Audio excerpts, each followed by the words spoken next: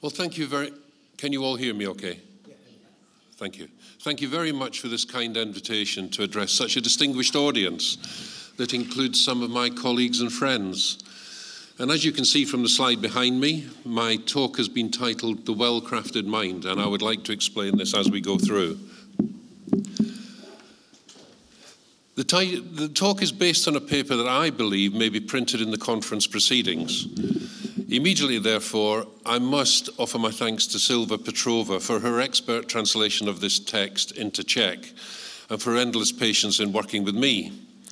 And because you'll be able to read the text at your leisure after the conference, I'd like to deviate a little bit from it in order to place research in the creative arts within a contemporary context and give you some background to how all of this has evolved. So from this point onwards, I'm going to use the term creative arts as a shorthand for a range of practices that include the creative and performing arts and design in all of its many forms. And by and large, this includes all of those disciplines where the research is practice-based and it produces outputs that are not in the form of a text or a book, but an artifact, a performance, a film, or a composition, and so on. Now, my first aim is to demonstrate that research through practice-based creative arts serves to shape the intelligence, sharpen the imagination, and create reasoned propositions. Also, that this is essential to all research in all academic disciplines, not just the arts, where the arts and the sciences should be on equal terms with each other. I'd like to talk about research in the creative arts within the overall context of the academy and its responsibility not just to society, but to all of those hard-working people who fund our work. Their support demands our willingness to be accountable so that they can see a return on their investment and they can feel confident that their investment remains in good hands, in our hands. I don't want to dwell upon the difference between scientific research and artistic research, which I do not recognize. Instead, I want to explore their overlaps and synergies. I want to talk about the place of the creative arts within a new research ecology that integrates all of the research disciplines, and one that is fit for the challenges of the 21st century. Now, this is important, in my view, to a post-industrial world that is more complex, seemingly more chaotic than ever it was before. As the systems we have inherited from an industrialized society begin to collapse, we need to establish new orders of practice and fresh systems of thinking. We also need to address some major crises that face us at the dawn of this new century. These include, and I'm sure you're aware of them all, environmental change, economic collapse, and social conflict. There is, however, a fourth and more pressing crisis I think we have to contend with. This is a poverty of imagination. Though we now have the tools and the technologies to make anything we wish to make, it is only through innovative research, elevated by the power of imagination, that we are going to be able to solve some of these social challenges. We seem to be the inheritors of an educational system that has suppressed the powers of imagination that we so urgently need today. This is not a time for research communities to be fragmented. Instead, we need to find new forms of integrative thinking and interdisciplinary collaboration that are fit for a post-industrial and a post-disciplinary world. We need to shed some of the old prejudices of disciplinary hierarchy or special treatment in order to foster true collaboration. This is what I mean by a new research ecology that will have the power to imagine new or different futures. In discussing this approach, I should first explain that having studied at the Royal College of Art in London, my background is firmly rooted in the creative arts. This said, I am presently a Pro Vice-Chancellor, having responsibility for all research in a modern university. My responsibilities include, for example, research in engineering, medicine, chemistry, business, computing, sport, as well as the creative and performing arts and design. For the last 10 years, I have also been responsible for leading the UK's assessment of research in the arts and humanities produced by all universities in Britain. And I want to say a little bit more about this later. To help illustrate my approach, I'd like to tell you about a recent visit I made to our medical school. And this anecdote, I hope, will help to illustrate the relationship between text-based and non-text research, and also the overlaps between research disciplines. Also, how making something is essential to the development of a well-crafted intelligence, which is the title of my talk. In this context, my anecdote is about the making of drawings. It also demonstrates that the creative arts do not have a monopoly on practice-based research, but they share this in common with many other disciplines, such as medicine. During my visit to our medical school, I spoke with a very eminent heart surgeon about the drawings and sketchbooks he had produced throughout a very long career. He began by explaining that generally people misunderstood the purpose of his drawings, and he clarified this with the plea, "It is not what my drawings look like that matters. My drawings are not representations, they are rehearsals." And he went on to describe those moments in a surgical procedure when a patient's heart and life may literally rest in his hands, hands that were guided by split-second decisions between life and death, often made without the time to think of alternatives or the consequences of them. In these circumstances, textbook knowledge and book learning were absolutely of no use to this surgeon. He needed to place his trust in an embedded in knowledge that would guide his split-second actions. And for him, drawing was the process through which this intelligence could be cultivated and refreshed until it became a second nature. Through the act of drawing, he rehearsed future alternatives in his imagination to reject some courses of action and to interrogate others until a reasoned understanding took hold in his mind. And when under intense pressure to save a life, his clinical responses were governed by this embedded intelligence, cultivated through drawing, not through reading. In this respect, the value of drawing to him was that it stimulated his imagination to rehearse clinical options and to reason the alternatives. It was this process for crafting a reasoned mind that was so important. Indeed, this process of making through drawing embodies the essence of research, I think, in many other situations. Through it, this surgeon was shaping his intelligence and sharpening his imagination to reason out future scenarios. And in this shaping of his mind through acts of making, in this case drawing, it is not the artifact that matters, but how making it helps to craft the intelligence and to reason propositions. Meaningful artifacts are simply the residual evidence of a well-crafted mind and a rich imagination. They are not the purpose for doing the work. It is not what is made that really matters, but the knowledge and experience that is gained through making it that is important. Excuse me while I change slide. Okay. So curiosity-based research has been, so this is the slide I should have shown you earlier about the difference between rehearsal and representation. His drawings were rehearsals, not representations. So curiosity-based research has been the dominant academic model, and it probably still remains so. Through this approach, researchers set out to understand puzzles or simply to follow their instincts, often with no particular goal in mind. Curiosity research asks the why questions, e.g., why do cells multiply?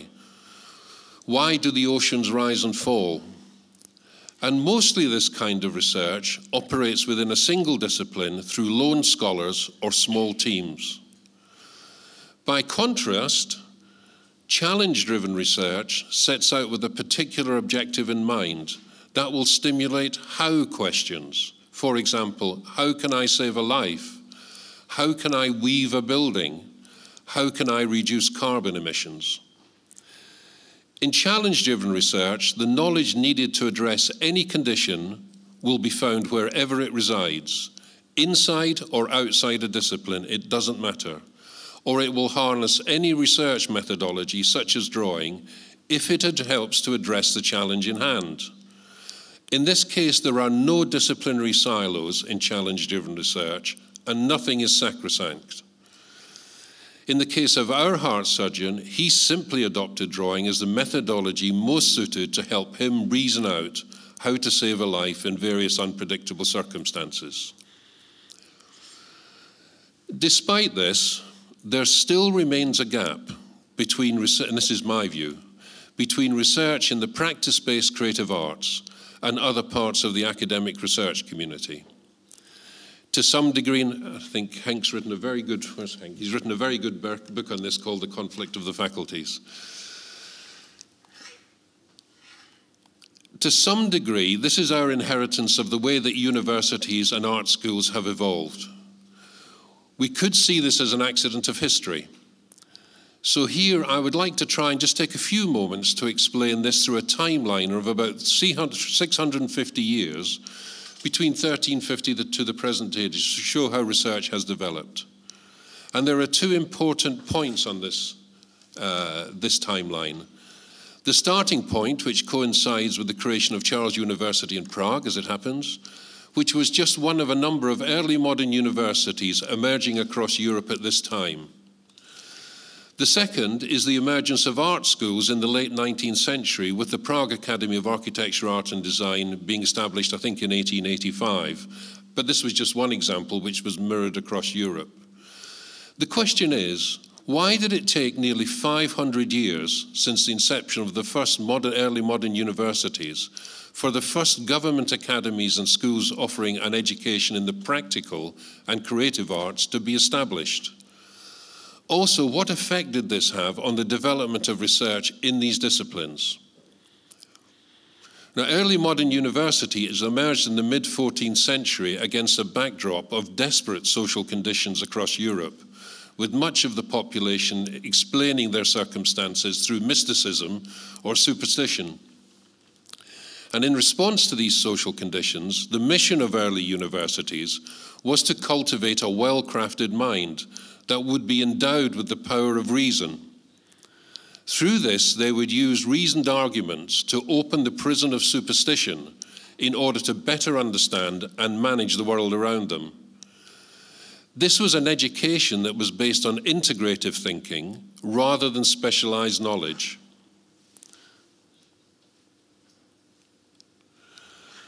Here, a general intelligence had to be crafted before it was trusted.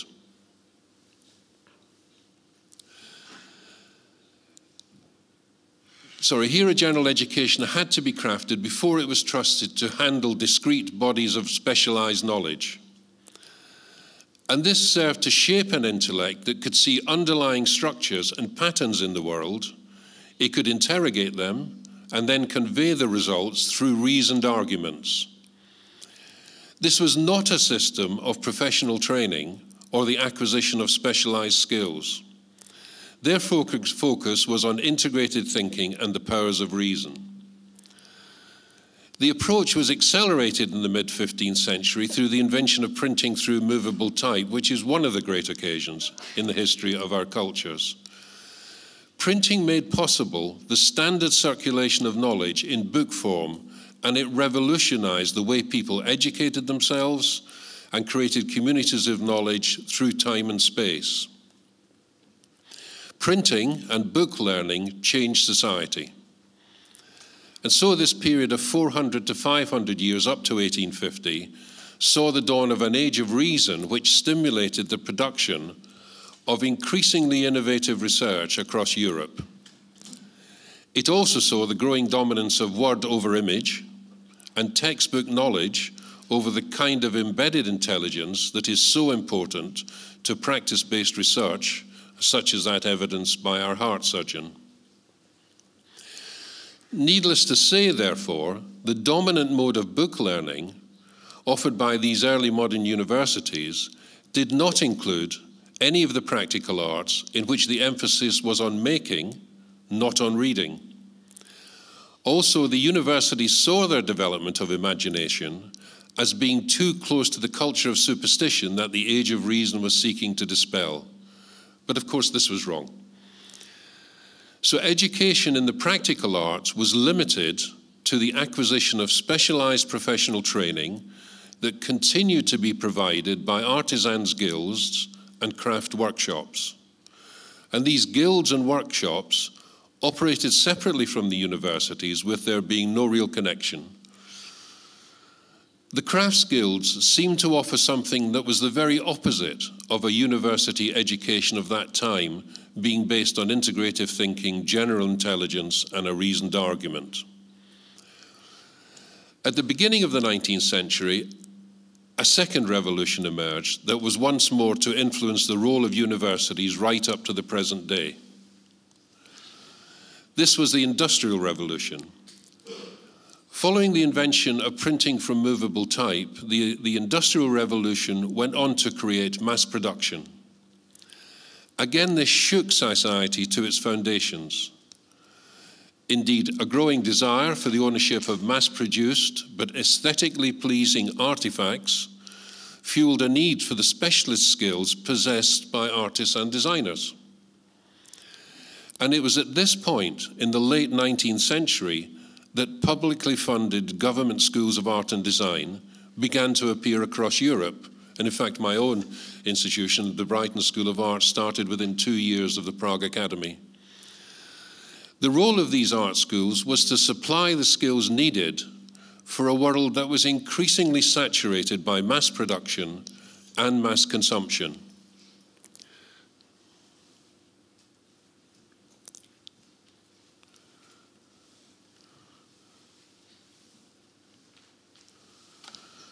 So government art schools were created in response to this industrial revolution. Its mass production of consumer goods and the drive to ensure national competitiveness in this market. An important role for the government schools of art and design was to ensure that each nation could produce goods as aesthetically desirable as they were technically advanced in increasingly competitive international markets. So with this emphasis on industrial production, most of the first art and design schools, at least in the UK, were established in centres associated with manufacturing industries, such as the potteries, glass, textiles, lace, furniture, and carpet weaving. So they continued to provide specialist skills and discrete bodies of professional knowledge. The Industrial Revolution transformed social and economic structures, giving birth to the consumer society. It separated design from craft, giving this greater importance. Indeed, only in the late 19th century did design emerge as a profession in its own right.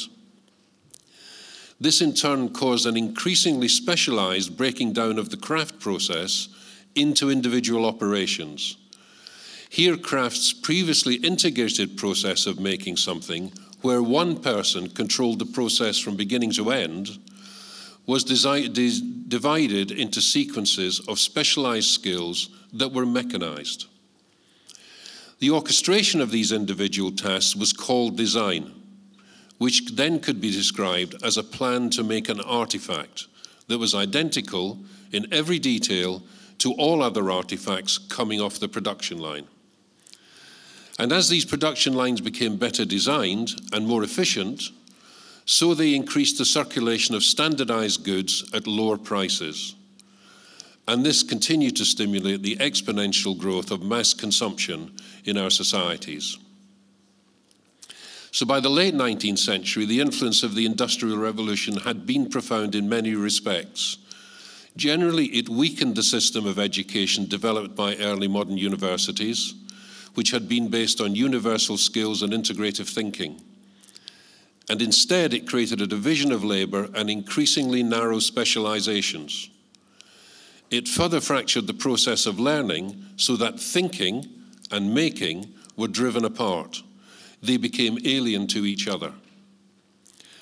As the first art schools emerged around 1857, a famous philosopher you might have heard of called John Stuart Mill gave his inaugural lecture as Lord Chancellor of the University of St. Andrews. And then in this, he made clear that the function of a proper education was not to train professionals, but to educate citizens. He said, education makes a man a more educated shoemaker, if that be his occupation, but not by teaching him how to make shoes. It does so by the mental exercise it gives and the habits it impresses. For Mill, a proper education did not reside in what you learn to make, but what you learn through making it. He also reinforced the integration of making and thinking as a process of reasoning. Indeed, this is the essence of a proper education as offered by the early universities and characteristic of the creative arts and design, where the process of making helps to shape reasoned propositions. So following on from these first two revolutions that influenced education, a third came along towards the end of the 20th century. This was the digital revolution. And already the digital revolution has democratized the production and distribution of knowledge by placing these processes in the hands of every citizen. Everybody now is a producer, a distributor, and a consumer. The digital revolution is still in the process of transforming how we govern, educate, communicate with, and entertain ourselves. Of these three revolutions, the digital revolution is likely to be the most profound. It is still in its early stages and yet to be fully understood. It has also been accompanied by the emergence of major crises that include environmental change, economic collapse, and social unrest. It remains to be seen, however, if this is a coincidence or if the digital revolution has served to provoke some of these crises. For example, the current influx of Syrian refugees into Europe is orchestrated through social networks and mobile technologies, as were the resistance movements of the Arab Spring. All in all, we live in interesting and challenging times. But in confronting these conditions, we seem to have occupied a transitional space between old and new world orders. We look forward to a new digital world, yet we remain tied to habits and systems that have been shaped by the Industrial Revolution, which we are still not free from. Put another way, we look to the future, but we act in the past. And it was at this point in the late 20th century that the need to find a different model for the challenges of a new millennium became clear. Here, the concept of a modern university began to emerge. And these modern universities began to be seen as academic communities that were able to assemble and adapt their intellectual and creative resources in order to address the challenges of a new millennium. So they set out to reintegrate the research landscape so it became a coherent whole, one that offered a rich mosaic of knowledge being sufficiently dynamic to adapt itself to the demands of challenge-driven research.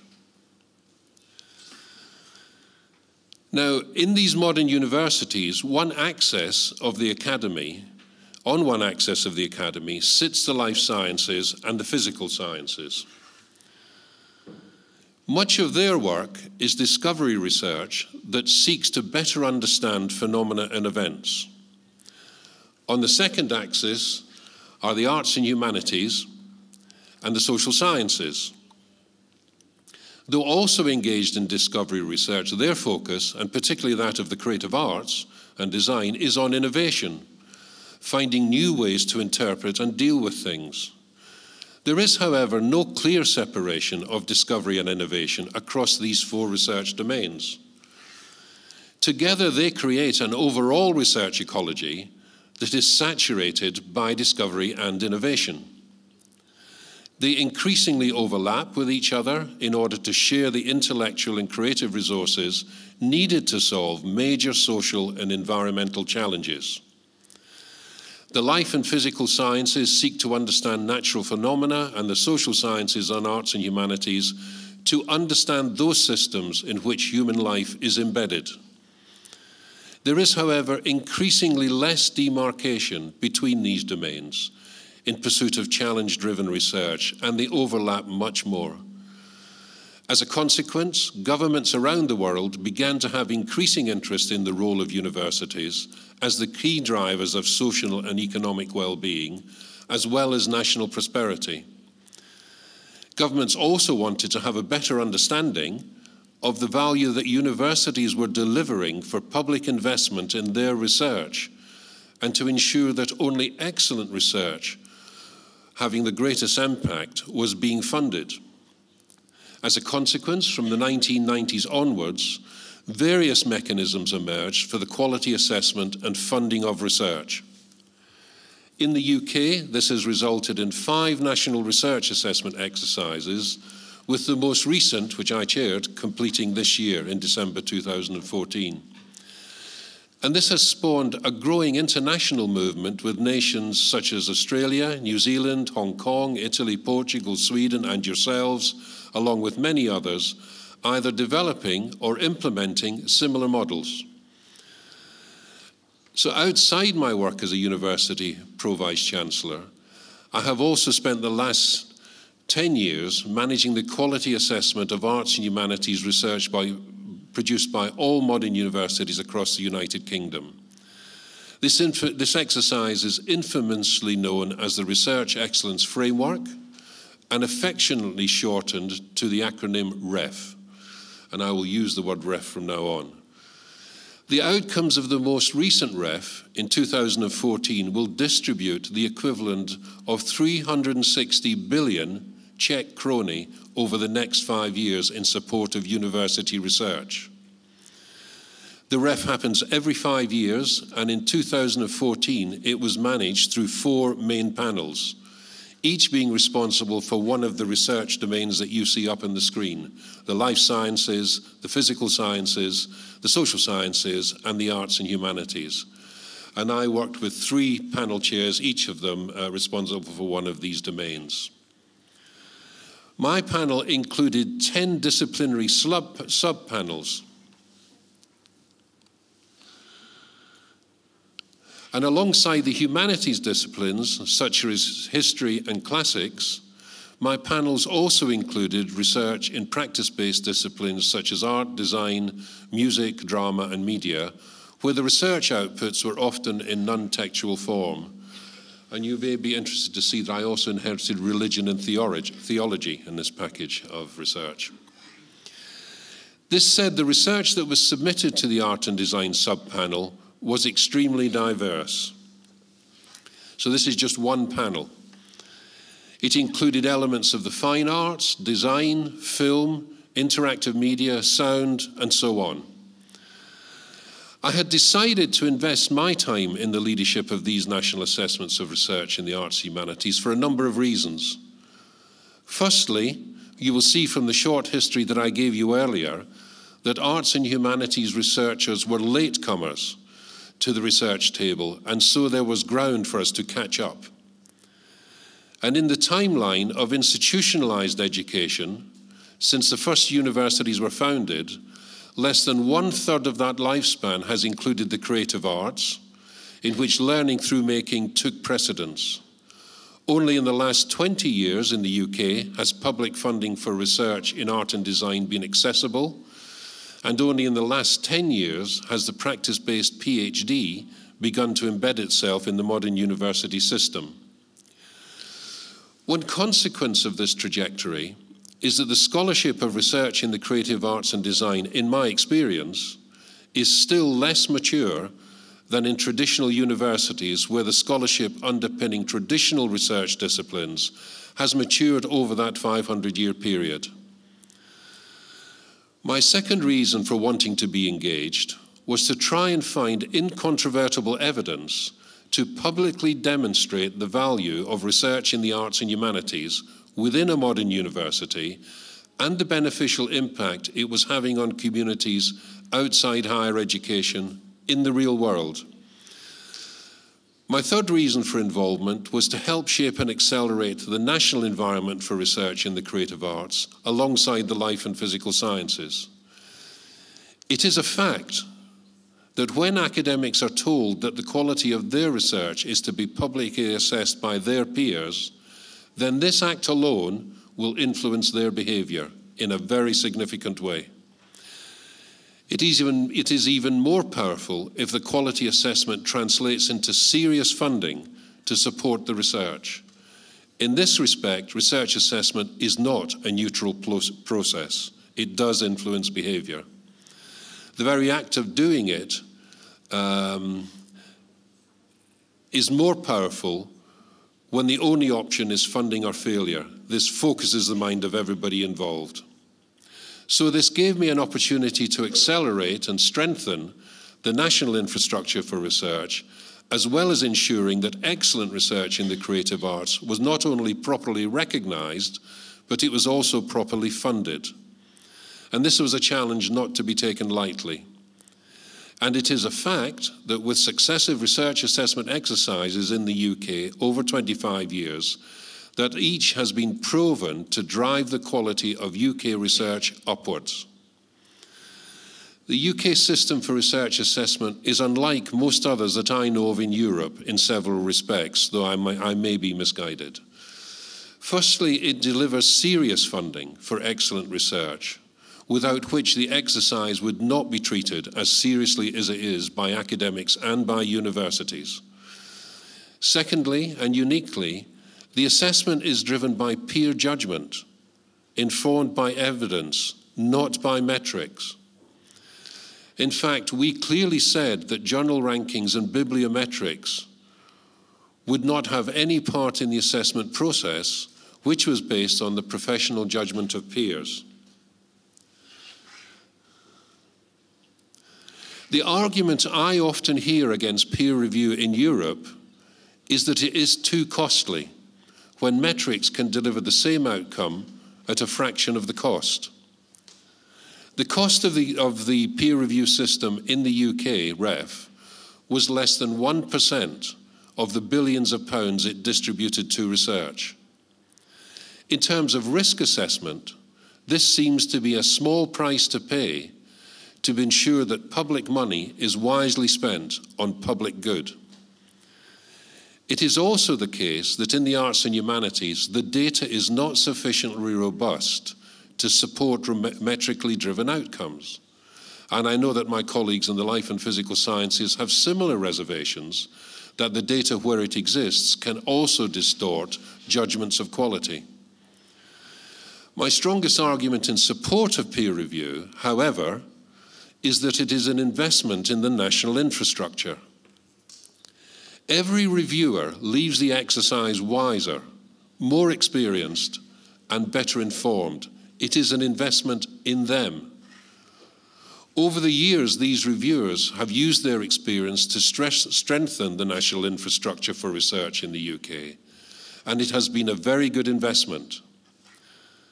At the end of the day, any national system for research assessment depends on the trust that the academic community is willing to place in it. And part of my job in chairing it was to gather the trust of my colleagues in the sector. The fact of the matter is that UK universities and academics still trust their peers more than they trust metrics. In the REF 2014, I was responsible for 10 panels with around 200 academic members who assessed the quality of every piece of research submitted for assessment. The panels also included research users who were drawn from sectors outside higher education and industry, commerce, and welfare, and so on. We also had international members of the panel from across Europe, the States, and Asia, who helped us to benchmark the international standards and the judgments that were being made. The role of research users was to assess the impact of the research rather than its quality, and this is an important distinction that we made in 2014. In this respect, the collective perceptions of academic researchers and research users about the quality and impact of research was based on professional judgments informed by evidence. It was not based on metrics. The quid pro quo in this, however, is that you need to set out a very clear framework of criteria in order to guide your reviewers who are exercising their professional judgments. And 3 of the 5 years was establishing the criteria and training the assessors for the job. So there was a 4-year lead-in time to this exercise and 4 years of training. So our system has a 4-tier system. It's a star system again. It has 4 levels of excellence against which the panelists exercise their judgment. And against this, every piece of research had to be judged on a scale from nationally recognized up to world leading. The combined outcomes of these assessments was to determine the percentage of research submitted by a department at each level of excellence. And this is what we call the quality profile. And every university and art school ends up having a quality profile like this, and they are all publicly available on the web for all of you to see. Here it is important to say that the quality profile is an aggregation of many bits of data and many assessments. At no point does this include the assessment of an individual academic. It is a holistic assessment of a department made up from many bits of data. To give you some sense of the scale of the REF 2014, the Art and Design panel alone had to assess 582 individual research submissions from departments, and this included 11,856 staff, 39,323 individual research outputs. And at the end of this process, 30% of the research produced by the creative arts in the UK was judged to be world leading, and 42% was judged to be internationally excellent. That is 72% judged to be world leading and internationally excellent. Unlike other systems of research assessment that focus solely on outputs of research, the UK system looks at the whole research ecology. Alongside outputs, this also includes the research environment and research impact. And in fact, we weight these. Research outputs are weighted at 65%, research impact at 20%, and the research environment at 15%. The research outputs are the product of any kind of research in a wide variety of forms, such as books, papers, films, performances, or artifacts. A particular challenge in assessing a practice-based output in the creative arts is first to decide what you are looking at is research or is not research. And there are many pieces of work that are excellent examples of advanced practice, but they are not research. And the first decision is this research? And if it is not research, it is discounted from the assessment.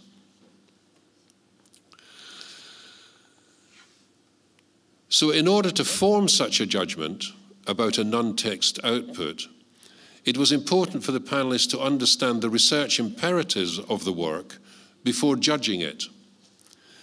In many cases, and unlike a text-based output, this will not be immediately clear from an artifact, a composition, or a performance alone.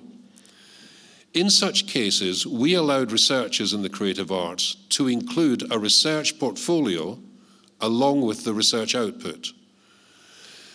The research portfolio is not a textual description of the output itself, but it is additional material that is not accessible through the output.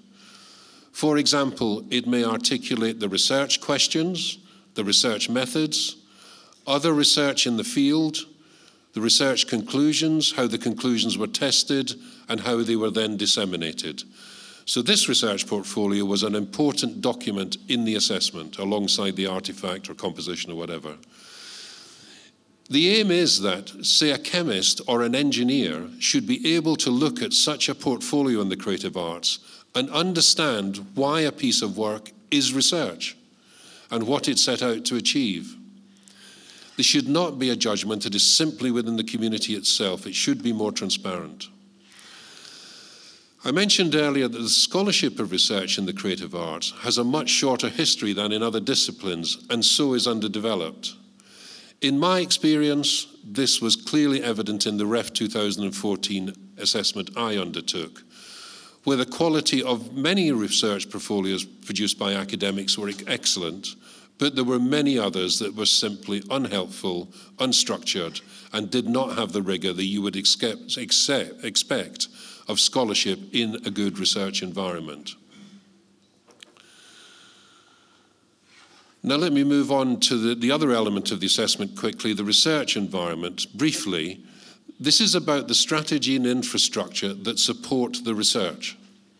It includes, for example, work and doctoral students and strategy for doctoral research, research grants, research income, the career development of researchers, the intellectual infrastructure of the research, and issues of equality and diversity.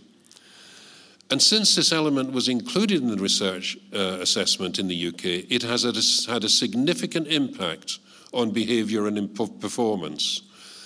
And this has been particularly so in helping to manage the career development of researchers, where in fact there were many issues of gender equality that had not been dealt with. Overall, it has helped to considerably strengthen the UK infrastructure for research.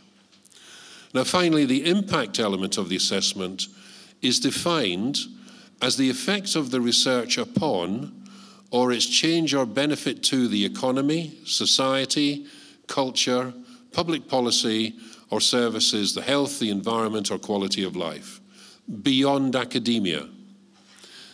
And that last phrase is important. This is not about the impact of research on other research. It is about the impact of research in society. So this greater clarity between the research outputs and the research impact that they were having outside higher education has been critical. Amongst other things, it has signalled a clearer understanding of the differences and overlaps between curiosity-based research and challenge-driven research. It also gives a clearer message to the academic community that the impact of their research in a wider social context was being given greater importance by governments and by universities. Although the REF for 2020 hasn't yet been determined, my understanding is that our government will increase the percentage on impact in the next assessment up to perhaps 25 or 30%. So this is something that's not diminishing, it is growing in terms of public perception. An interesting outcome of the assessment was the realization that there is not a linear relationship between the quality of the research and the strength of its impact. Some world-leading research was having no impact at all, and some less high-profile research could demonstrate considerable impact. This, of course, was fine because the assessment did not expect all research to be impactful, but that a department as a whole should be managing its research to have a wider impact. And because the inclusion of research impact was a new element in the assessment framework for 2014, it had tremendous influence in stimulating behavioural change, which was the most important aspect of it. It encouraged researchers and universities to work more closely with research users outside of higher education in addressing the challenges that they faced. And the main vehicle for assessing research impact was through impact case studies, which were the impact equivalent of a research portfolio. Each case study had to identify the impact being claimed, cite the research it was based upon, and provide evidence for the claim. Each case study had to begin with a 100-word description of impact, and I would like to read you just one example, or maybe two, in the creative arts to give you some flavour of the work. This particular impact case study, the research was looking at politics in the Cold War between America and Central Europe. And what it did was it looked at designed objects and domestic artifacts to try and understand the nature of the politics, and it changed perception of those politics in that period. It's called Cold War Modern, Design Between 1945 and 1970, and I quote now, "This was a 4-year research project exploring the impact of the Cold War on modern art, architecture and design. Conceived, researched and curated as a major exhibition at the Victoria and Albert Museum, it provided new interpretations of the history of design in the second half of the 20th century for a wide public and an international audience. The exhibition was reviewed around the world and was acquired as a package and as a concept of exhibitions and publications by major venues abroad. It had impact in the fields of public and media understanding of post-Second World War cultural history and on the curatorial activities of museums around the world. So every impact case study had to make that kind of claim and then had to defend it with evidence. Now, if I can just show you one last slide at the end of all this in Ref 2014, these are the outcomes against the 4-star scale in each of the 4 research domains. And the arts and humanities are at the top, and the life sciences are at the bottom. The yellow bar is the percentage of world-leading research in each of these disciplines, and the red bar is the percentage of international research. You can see from this outcome that the creative arts are holding their own against the other major disciplines within the research and within the academy. The only one that's different is the life sciences, and that is to be expected, where there was much more world-leading research because of the investment in, say, cancer research and other major programs. But what this provides is evidence for impact coming out of the creative arts that is having much greater effect on society at large. So at that point, I'm going to stop and say thank you very much for listening to me at length. I hope it has been of some help. Good luck to you, all of you, in the future. Thank you.